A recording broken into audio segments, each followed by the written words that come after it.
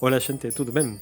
Sou Jorge Puente. Bem-vindos ao mundo da magia da transformação e ao nosso vídeo de hoje, onde nós vamos falar sobre uma dúvida que muitos de nós temos quando começamos a trabalhar em magia, né?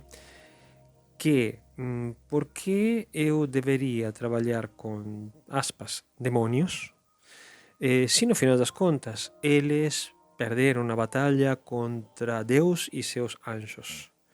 E foram expulsos do céu e caíram no inferno e basicamente são perdedores. Trabalhar com eles está correto? Trabalhar com eles me faz um perdedor também? Por que estou trabalhando com perdedores? E essa dúvida vem de um condicionamento muito grande que nós temos da nossa educação cristã normal aqui no Ocidente, que nos conta, isso é muito importante entender, nos conta que, vai saber quando, teve uma batalha entre diferentes facções do céu, uma dirigida por Deus e a outra por Lúcifer, e bom, cada um tinha os anjos do lado dele e Deus ganhou, naturalmente, porque Deus, né? E Lúcifer foi expulso e caiu no inferno com todos os anjos dele, e eu tinha umas ilustrações maravilhosas que mostravam isso quando aprendia na catequese, né? E aí se formou um inferno com os demônios, né? Bom, o ponto interessante de tudo isso é que em lugar nenhum do Antigo Testamento você vai encontrar isso, tá? Não teve nenhuma batalha entre Lúcifer e Deus. Lúcifer é um conceito inventado muito tempo depois, já no cristianismo. E quando nós vamos aos textos antigos, o que temos, sim, claramente, são batalhas entre os deuses. E aqui vamos então deixar claro com que estamos trabalhando. Quando nós vamos a textos sumérios, por exemplo, são mais antigos que a Bíblia. Aliás, a Bíblia, em alguns pontos, é um reconto dos textos sumérios também. Em alguns pontos, em outros não tem nada a ver. Quando vamos à própria Bíblia, a gente analisa, começa a ler nas camadas mais profundas, com os significados corretos das palavras, nós descobrimos que existe um monte de seres dentro. Não é um livro sobre Deus, é um livro sobre um monte de seres diferentes. E, bom, o Antigo Testamento, especificamente, principalmente o Pentateuco, né? Os 5 primeiros livros, são um canto de amor do povo de Israel por seu Senhor, que é Yahvé, um dos Elohim. Então, o que descobrimos aí? Seguindo, digamos assim, o vocabulário que você tem na Bíblia. Eu vou usar os termos hebraicos aqui para simplificar, de acordo? Mas o que eu vou descrever neste vídeo é uma coisa que vocês podem encontrar em muitas mitologias em volta do mundo. Okay? O que nós descobrimos é que basicamente existem 3 tipos de seres, vamos chamar assim, superiores, de acordo? Seres que podem nos ajudar ou podem nos prejudicar, seres que têm poder, um poder muito maior que o nosso, e ao qual os seres humanos sempre recorreram. Tá bem? 3 categorias clássicas, em qualquer mitologia é assim, e no Antigo Testamento é a mesma coisa, só que como a gente lê a Bíblia com uma clave teológica e com uma predisposição e com umas traduções muito mal feitas também, a gente não percebe esses seres e não percebe o que está acontecendo. Quando você coloca os termos corretos e você lê a Bíblia literalmente, aí você descobre que o mundo que é descrito lá dentro é muito simples. Já falamos disso em alguns vídeos anteriores, mas aqui eu vou explicar que tipos de seres tem e qual seria conveniente para trabalhar, de acordo? Então vamos primeiro aos 3 tipos de seres que aparecem na Bíblia, digamos no Antigo Testamento, sempre, todo eu trabalho com o Antigo Testamento também, e que esses seres também se repetem em outras mitologias, mas vamos lá. Primeiro grupo são os Elohim são os deuses. Segundo grupo são os Malakim, que nós conhecemos como anjos, são mensageiros e guerreiros dos Elohim. Terceiro grupo são os Shedim. Os Shedim são semideuses. Com esses 3 grupos não tem guerra nenhuma. Às vezes os Elohim lutam entre si, isso é sabido, também tem antipatias entre si. Basicamente os Malakim e os Shedim seriam os famosos demônios, né? Os Malakim e os Shedim nunca lutam porque os Malaquim costumam controlar os Shedim. Então não tem luta aí. E não tem nada disso que existe na nossa formação cristã, né? da luta do bem contra o mal. Aqui tem 3 grupos de seres com poderes diferentes. O primeiro grupo, que já descrevi antes, os Elohim, são os senhores, são os deuses. E aí vai toda uma série de seres muito poderosos que estamos cansados de conhecer, né? Zeus, Enki, Osíris, Isis, Ishtar. Temos um monte em diferentes mitologias, ok? Se vamos a ver na Bíblia, por exemplo, aparece Yahvé, aparece Camosh, Baal, Milcom, tá? Asherah, super importante, também a senhora dos céus, né? Estes são seres muito poderosos, repito. Os Elohim têm uma coisa, aceitam de muito bom grado a devoção. Então trabalhar com eles é fácil desde o ponto de vista devocional. Você começa a criar um canal de comunicação com eles e com oração, com devoção, com amor, etc. E eles começam a te beneficiar com a energia deles. O que é mais complicado é fazer arreglos, arranjos, pactos com eles. Também.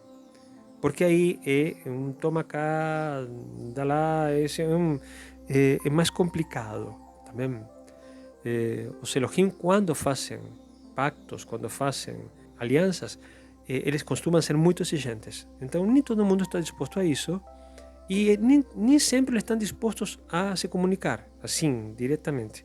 Por isso, é um grupo mais complicado para trabalhar, salvo um grupo específico deles, também, que trabalha muito bem com seres humanos, mas isso eu vou deixar para outro vídeo. Também. Mas os grandes, digamos, os grandes deuses, são meio complicados para entrar em contato. Também. Então, se o que você quer é um apoio devocional, é ser orientado pela energia do Deus, ou diretamente quer fazer um acordo grande, é com eles. De acordo? Mas fica um pouco mais difícil, às vezes, pedir que eles resolvam um problema do dia a dia. Também. Já o segundo grupo, os Malaquim, os anjos, né? Eles são da mesma raça dos Elohim, só que são militares ou diplomatas. Basicamente estão todos estruturados dentro de um corpo, né? Podem ser diplomatas, podem ser médicos, como no caso de Aura Poniel, curadores, né? Guerreiros, como o caso de Sandalfon, por exemplo. Mas, digamos, são militares também. E é mais fácil tratar com eles, são mais próximos dos seres humanos, okay? E trabalham muito bem conosco. Isso é claríssimo. Todos que trabalhamos com anjos sabemos que entramos em contato. No que nós temos acesso, basicamente, são os anjos do panteão hebraico, né? Temos os nomes deles, e com o nome você consegue entrar em contato com eles, né? Patchwork, etc. E bom, fica mais fácil fazer um acordo com eles, de acordo? O que eles têm, com essa disciplina e essa rigidez que muitas vezes os Malaquim têm, certas coisas não vão fazer. E naturalmente não são muito empáticos porque são Anunnaki, né? São de outra raça, ok? Mas trabalham muito bem conosco, repito, e são mais fáceis de acessar e de criar vínculo que os Elohim. E finalmente nós temos os Shedim, os famosos, aspas, demônios, né? Os Shedim são os semideuses. E tem uma panóplia aí, tem um monte, né? Os Shedim podem ser, assim, por exemplo, filhos de Elohim com humanos. Podem ser, como no caso de Asmodeus, né? Filho de um humano com uma outra Shedim. Asmodeus era filho do rei David com Agrat, que era uma Sheda. Então, são uma raça que é muito mais próxima de nós.